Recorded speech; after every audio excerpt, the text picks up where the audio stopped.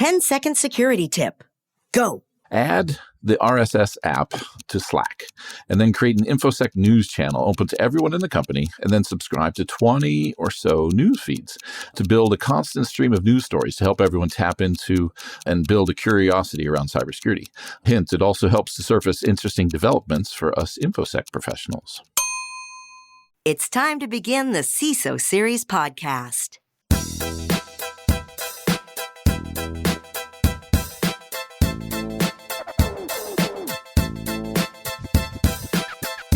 Welcome to the CISO Series podcast. My name is David Spark. I'm the producer of the CISO Series, and joining me for this very episode, my co-host, it's Andy Ellis, the partner over at YL Ventures.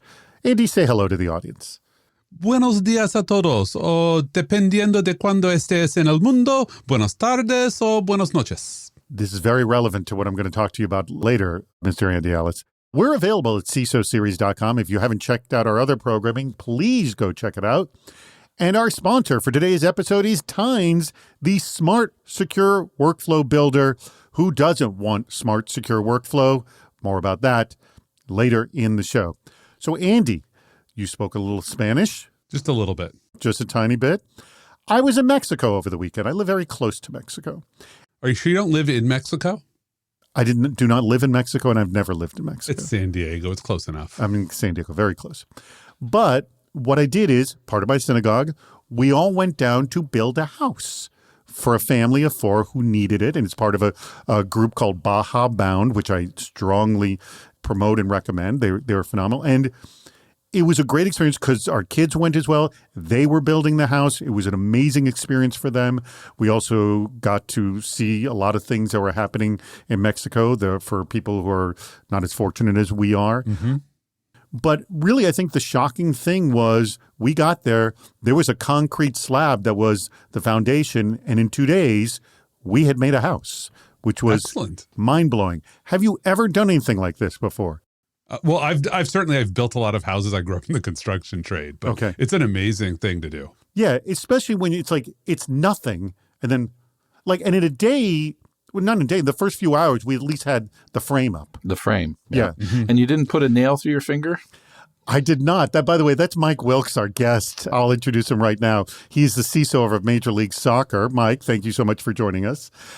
Great to be here. I did not put a nail through my finger, but I definitely had a little bit of the fear. And I had the fear, not so much the nail through the finger, but when my sons were using this concrete gun. Have you seen this thing where it shoots a nail right into the concrete?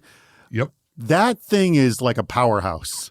Yeah. So I play this game, David, called 3 Unbelievable Truths. Instead of 2 truths and a lie for intros, you say unbelievable things out of context, and people have to ask you the stories of like which one they would like. And one of them is, I've been shot at twice in my life, but only hit once.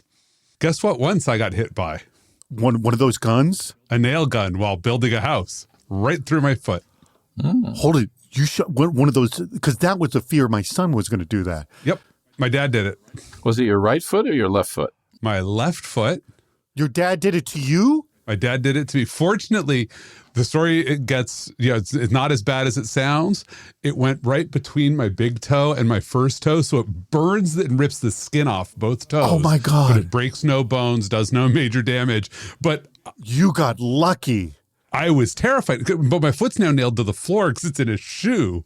Mm-hmm. But so I didn't realize at first how lucky I was, because I just feel burning, shooting pain, and my foot is immobilized. Oh, my God. Holy moly.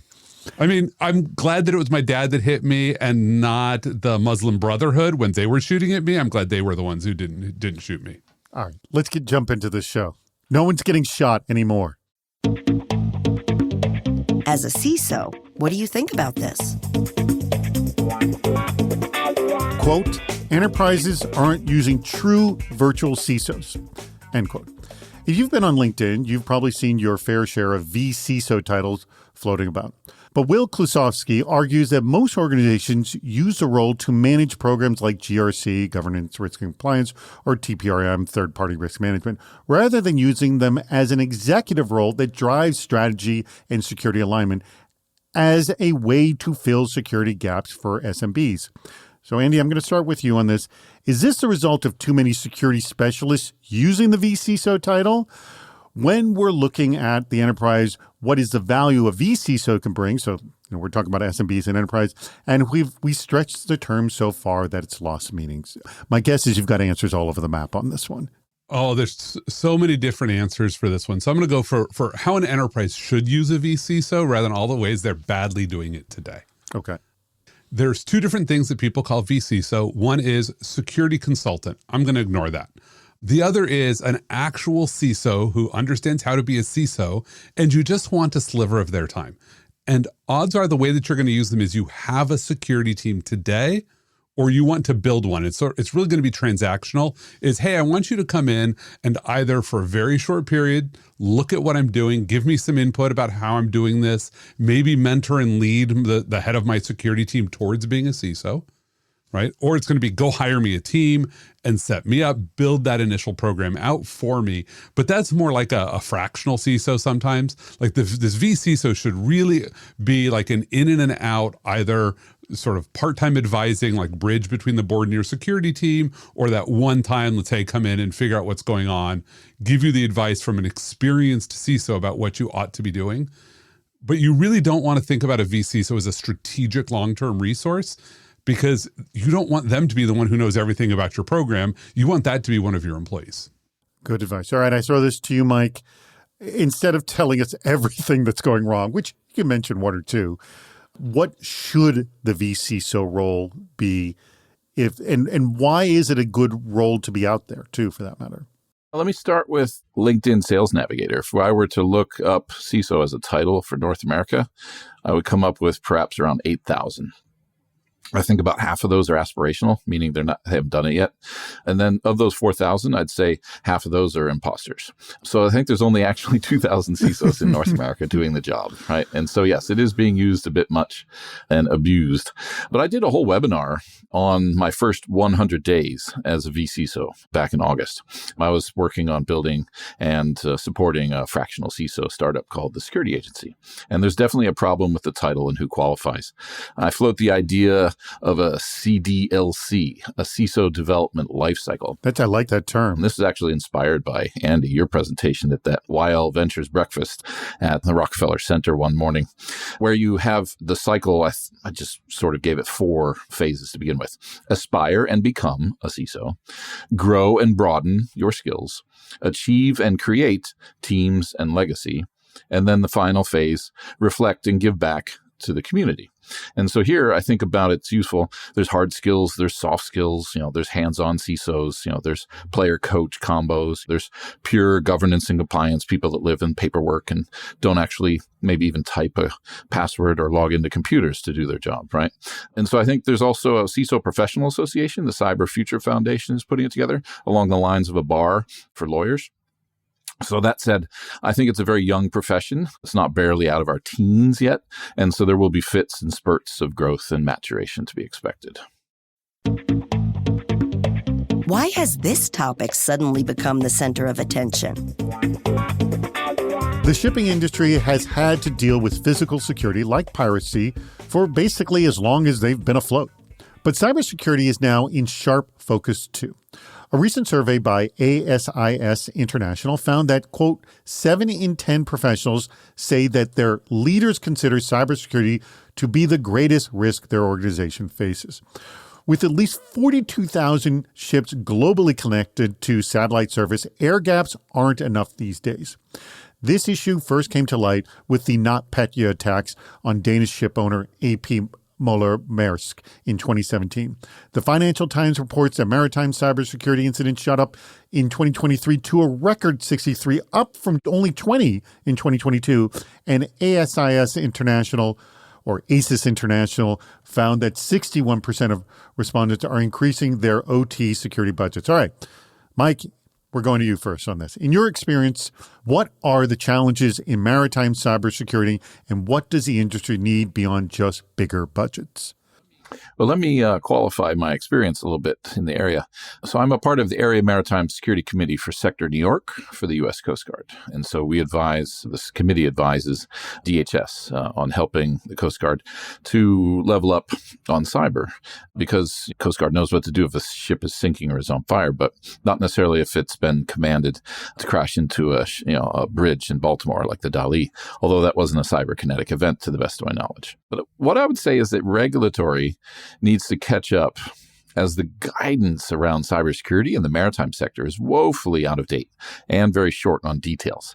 So before we can really worry about unfunded mandates in critical infrastructure like maritime, I think we need to get some good rules and some good standards in place. Even defining what is a transportation security incident is reflexive and self-referring, right? It doesn't really give you anything to decide what needs to be reported on as a cyber incident or even as a transportation security incident. So we also need to harmonize the core concepts and rules so that complying with the FAA and DHS and FEMA requirements in our ports and on our vessels is not a triple burden, because sometimes these requirements are actually at odds with each other. All right. Amazingly good tips right there. Andy, I throw this to you. Maritime cybersecurity, what makes it so unique, and what's top of mind, or what should be top of mind for them? So I think there's a lot of things to pay attention to. One is you also look at space as being sort of the next maritime. It's just a more extreme version of it. Is consider the accessibility of devices. Like, it's one thing we're like, oh, I need to download a patch, and if I screw it up, I can walk over and reboot the system. Well, when it's afloat, you might not, or when it's in space, you might not have that ability. Linux on Mars. Yeah. Yeah. The other challenge that actually comes into this is maritime rules are already really wonky in the United States, especially with the Jones Act. And who can we really control when it's not a lot of carriers are U.S. flagged anymore? In fact, there's not enough to service U.S. needs. So, like, how do we actually deal with the fact that you have multiple different governance entities who are sort of playing in this? So it's not just DHS and FEMA and FAA requirements. That would be fantastic. It's also whatever country they're flagged under. I would love to either get rid of the Jones Act and maybe then put some umbrella over those flagged carriers, or figure out a way to get more American flagged carriers. But that would give us different kinds of security than just cyber, because it would also give us things like make sure that gas was going to Puerto Rico from the U.S. instead of through Spain. Well, to be fair, there is a notice of proposed rulemaking for Title 33 of the CFR. I will be so happy if that goes through. But it doesn't harmonize Jack. Right. And so what it does, though, is introduces some more modern requirements like pen testing, risk assessments, tabletop exercises, and for over 12,000 facilities that might qualify, if they're large enough, to actually have a CISO, and aka a fractional CISO. Well, I'm going to tell you about our brand new sponsor now. It's Tynes. You're going to like this. Listen to this. Security teams are facing a constant uphill battle. I don't need to be telling you this. This is why you listen. Hopefully that is not so uphill. But between alert fatigue, repetitive manual tasks, endless false positives, inflexible technology, and the looming risk of burnout, it all adds up, making it tough for teams to stay ahead of threats. We're talking about efficiency here. So every day, valuable hours are spent sifting through noisy alerts and managing rigid workflows instead of tackling the real security issues that matter. It's draining, and over time, it can start to impact even the most dedicated teams. And this is where Tynes comes in. Built by security practitioners for security practitioners, Tynes is an orchestration and automation platform designed to meet the demands of security teams. Tynes empowers analysts and engineers to automate their most repetitive, time-consuming tasks, regardless of complexity. No coding experience required, just the flexibility to tailor workflows to your team's exact needs. The result? Companies like McKesson, Canva, and Mars are saving hundreds, even thousands of hours on manual tasks, allowing them to focus on impactful work and real-time decision-making. So if your team is ready to trade burnout for breakthroughs, I like that, and tackle threats without unnecessary noise, go visit Tynes.com/CISO Series. And that's Tynes, Tines, Tynes.com/CISO Series. Please go to that specific address so they know we sent you there. Go check it out, Tines, because security work should empower, not exhaust. It's time to play What's Worse? It is time to play What's Worse. Mike, I know you know how to play this game because you've played it before, but I've won several times. Oh, wait, no, sorry. That's best, worst idea. Yeah. I don't know if there's winning involved in this game, but There is winning. If you agree with me, then David loses. Well, again, but he is the one who gets the advantage in that I always make Andy answer first. And I thought Dave was just asking the questions. I didn't know he got to answer. He is, but he's trying to make it that he doesn't want you to agree with me. If the two of you agree, then Andy wins. If you two disagree, then I win. But that's what we said. But it's always in his favor because he gets to answer first. And often there's one way or the other. Anyways, I have to say huge thanks to our community because I said, hey, I need a what's worse scenario in the next 2.5 hours. And I got about 8. I haven't even gone through them all. But this was the first one that came in. So this is one I'm throwing, and I like this one. It comes from Neil Saltman of Ahead. And Neil has sent in lots of great what's worse scenarios. And Neil wrote a good book, if I recall correctly. Somewhere back here on my bookshelf. Yes, for cybersecurity sales. Yes, I have it as well. I'm quoted in the book at the very beginning, in fact. Here are your 2 scenarios, Andy. What's worse? The FBI reaching out to you to tell you you have been breached, so you couldn't figure it out. Been there, done that. So that's one. Or the FBI demanding information from you that you don't have because you reported a breach. What's worse? Been there, done that. Okay. But I assume by I reported a breach, it's like I reported my own breach. You reported your own breach, and now they want more info, and you don't have it. Yeah, so at the end of the day, like, I'm not beholden to the FBI.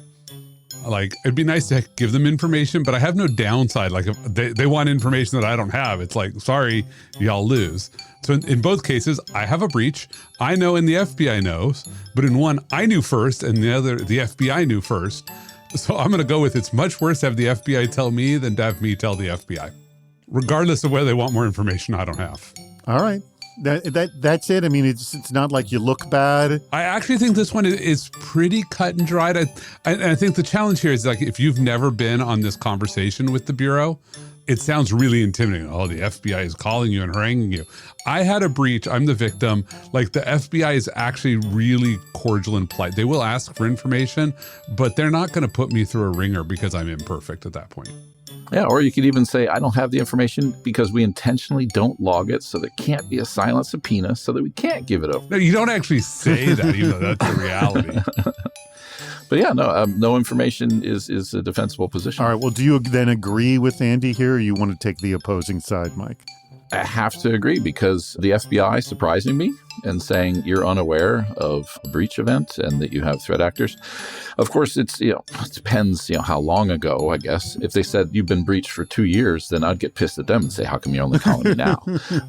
This was the case with NXP in the Netherlands. They were breached by the Chinese for 2 years. They only found out about it when another Dutch company, Transavia, got breached by the same threat actor.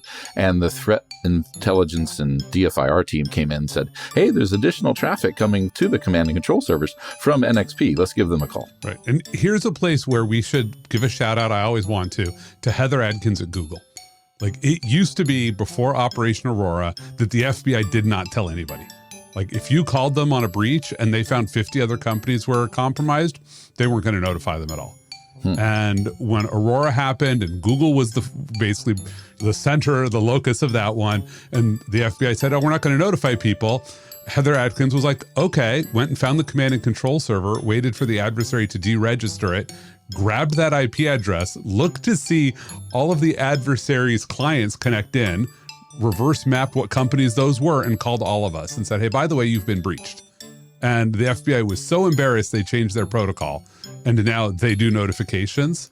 So among many other things we have to thank Heather for, we should thank her for the fact that the FBI does now notify people. Is there a government agency for which this scenario, if we swap the FBI out for any other government agency where scenario 2 would be worse, is it where, like, you're not giving them the information?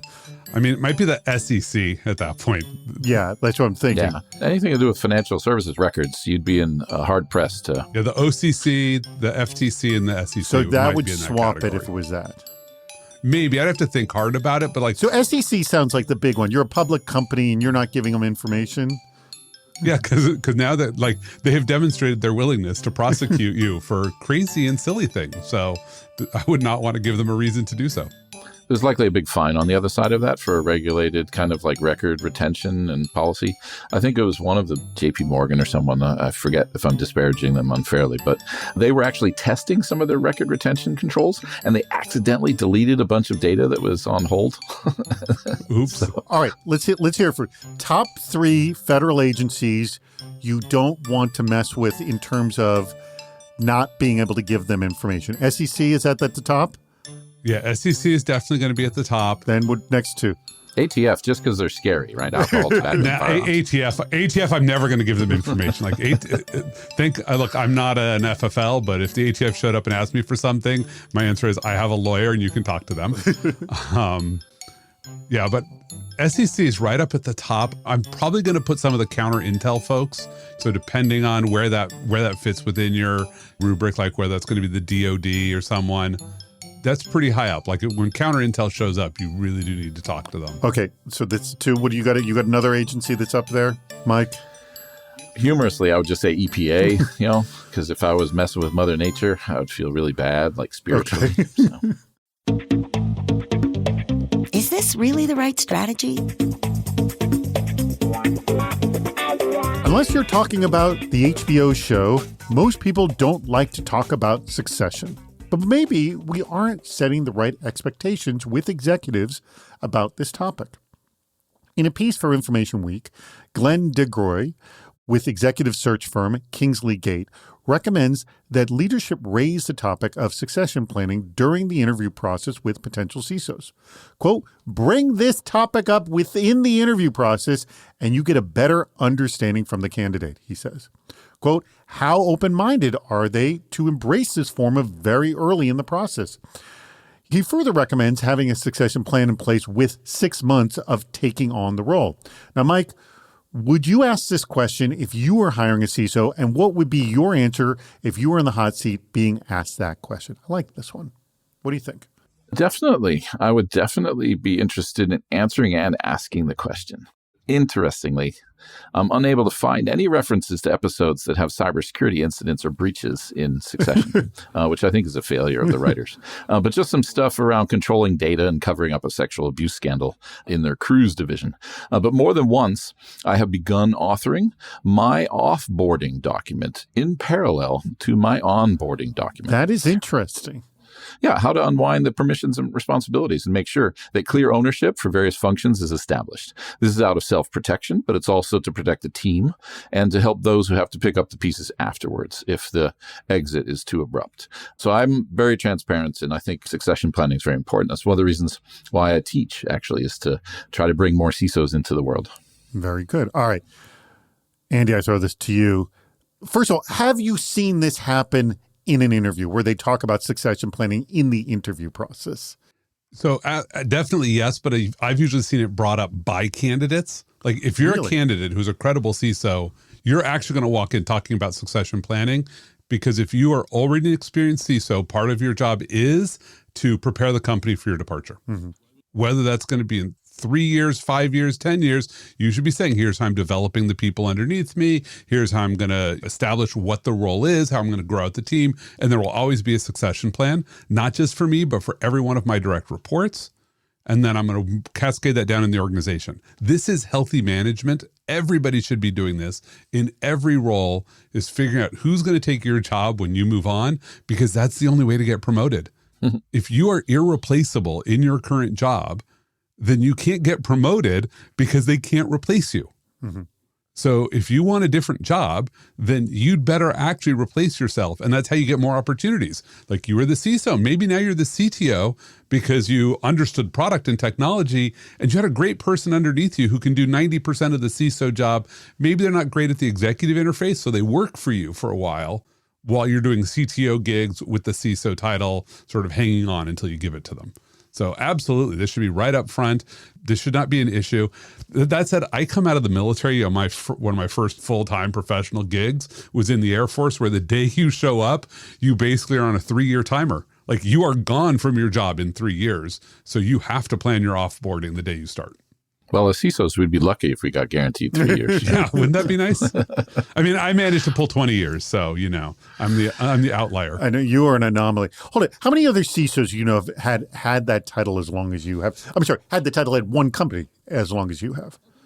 Oh, there are a handful who've done it. God, I'm blanking on his name. There's a guy who just retired here in Boston. Ed Amoroso at AT&T. Yeah. Oh, okay. Yeah, Ed did. Myrna had it at Comcast for a while. I don't remember how long. There's a handful, but it's usually the really big mature companies. I think it's more we were in the right environment where our company kept growing, which kept us growing in our roles. And the company was successful enough that there wasn't this, we have to cut back the security team because that's a luxury we can't afford.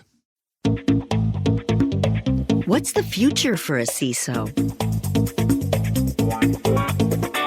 Gartner released its strategic technology trends that, quote, span AI imperatives and risks new frontiers of computing and human-machine synergy, according to analyst Gene Alvarez.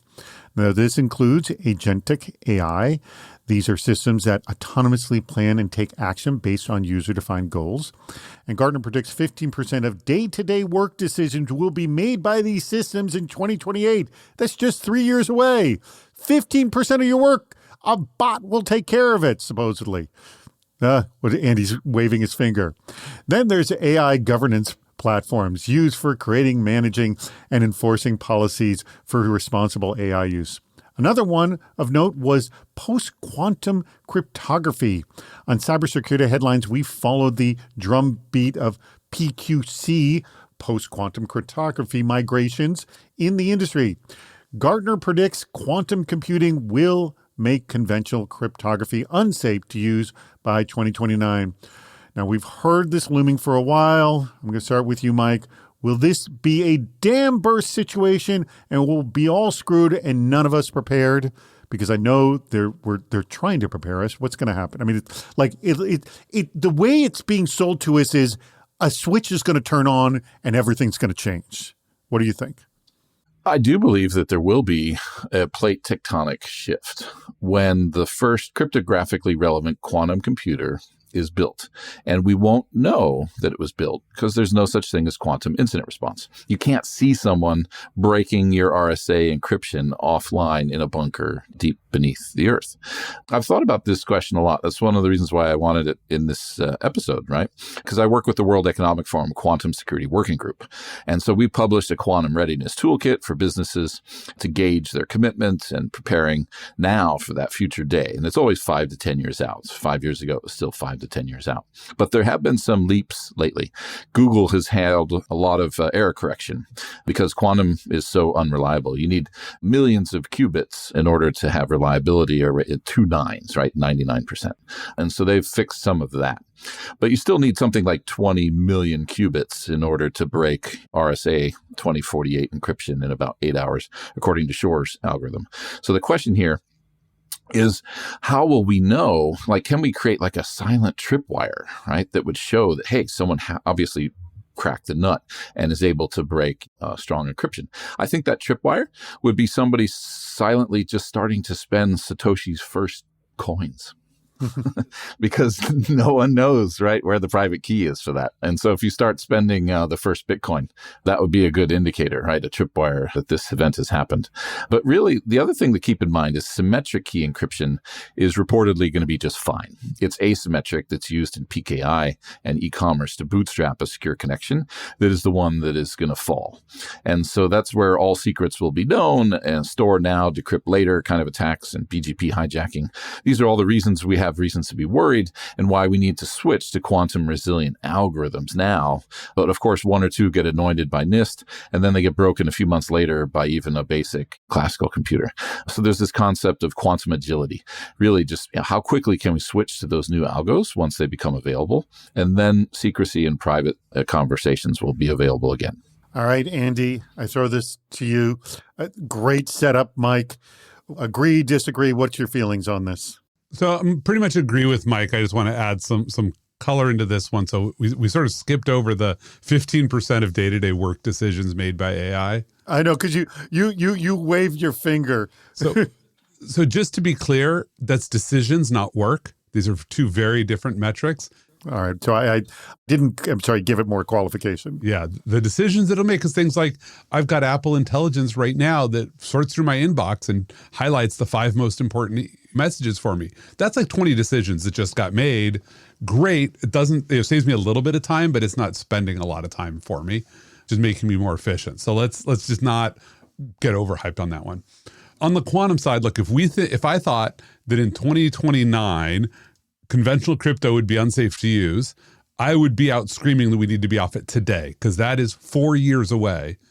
And basically with packet capture going on, enough of the data is being captured today that basically we're going to be screwed, because people will be able to look back and say, oh, what was transmitted? Because if you can break the asymmetric crypto, then you can get the session key, then you can read what you had already captured. The challenge here is actually going to be the reason things get broken is we have a really painful requirement here, which is we need an asymmetric computation, right? Which prime number factoring is a simple example of, which is if you give me 2 prime numbers, I can multiply them very quickly to figure out what their product is. But if you give me the product, it's really expensive for me to find the 2 prime numbers. And at the end of the day, that's the sort of thing we need to make the concepts behind asymmetric cryptography actually scale and work, that I can give you 1/2 of a problem, and it's the half that it's hard to reverse but easy to generate so that I can prove I know it. And I think we're fundamentally going to have to be in a different model, because at the end of the day, most of those problems, are in the NP hard/NP complete area. And it's not clear when we have a quantum computer large enough to break prime numbers that it won't also be able to solve almost all the other problems that are out there with just a different algorithm than Shor's. There's one thing I wanted to add real quick, which is the sort of Reese's peanut butter cup of hype, which is combining AI and quantum and talking about quantum machine learning. So wait for that one to land. I like the Reese's Peanut Butter Cup. Well, let's close it up on that. Thank you so much, Mike and Andy. And Mike, I'm going to let you have the very last word here on this, but I do want to thank our absolutely spectacular sponsor, and that's Tynes. Remember, they are the ones who are the smart, secure workflow builder. Go check them out. Go to Tynes.com, Tines, Tynes.com/CISO Series. Remember, add the /CISO Series in there. Let them know we sent you there. They want to know that you care about this subject. And by the way, they're maybe not going to get rid of 15% of your work, but it's going to make you a hell of a lot more efficient. What Andy said, maybe even more. Who knows? Maybe Andy's completely wrong. That's what I'm planning on. Andy's completely wrong. What does he know? Mike, I know that you plug this on our Slack all the time. The National Jazz Museum in Harlem. Give us a lowdown. Sure. I'm on the board of trustees at the National Jazz Museum in Harlem, and we have a mission, right? And I'd encourage everyone to contribute and donate to our mission to preserve, promote, and present jazz by inspiring knowledge, appreciation, and the celebration of jazz locally, nationally, and internationally. And of course, I'd be completely remiss if I didn't mention that we're now in the 30th season of Major League Soccer, and we're having an amazing opportunity with the World Cup coming in 2026. America's next game is on the rise, and we have a great TV series that just dropped on Feb 21, which is called Onside, which was from the makers of Drive to Survive. So it should be really good. Check it out. Oh, very, very cool. So you see, that's what people, they want to know the players who are involved, and that's why Drive to Survive did so well. Exactly. All right. Thank you again, Mike. Thank you very much, Andy. Thank you to our sponsor, Tynes, as well. And thank you, audience. We greatly appreciate your contributions and for listening to the CISO Series podcast. That wraps up another episode. If you haven't subscribed to the podcast, please do. We have lots more shows on our website, CISOSeries.com. Please join us on Fridays for our live shows, Super Cyber Friday, our virtual meetup, and Cybersecurity Headlines Week in Review. This show thrives on your input. Go to the Participate menu on our site for plenty of ways to get involved, including recording a question or a comment for the show. If you're interested in sponsoring the podcast, contact David Spark directly at david@CISOSeries.com. Thank you for listening to the CISO Series podcast.